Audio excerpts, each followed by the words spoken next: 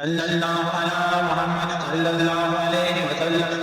باللہ من الشیطان الرجیم بسم اللہ الرحمن الرحیم الصلاۃ والسلام علیک یا سید الانبیاء وخاتم النبیین وعلی سائر الانبیاء وآلک وصحابک والاولیاء والصالحین۔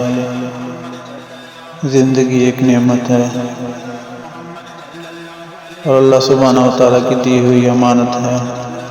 نعمت کا تقاضا شکر اور اس کا صحیح طریقے سے استعمال ہے، اور امانت کا تقاضا اس کی اچھی طرح دیکھ بھال اور حفاظت ہے۔ کیا ہم واقعی اپنی زندگی کو اس طرح گزار رہے ہیں جس طرح ایک امانت کی حفاظت کی جاتی ہے؟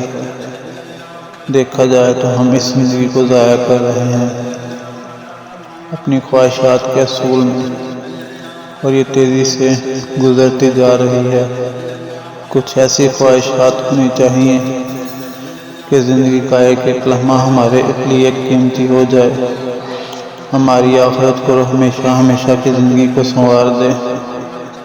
اپنے ارد گرد ایسی نیکیاں تلاش کیجیے جس سے ہمیں پتہ چلے کہ ہم واقعی اللہ سبحانہ و تعالیٰ کے بندے ہیں اور اس کی دی ہوئی زندگی کو اس کے حکم کے مطابق گزار رہے ہیں۔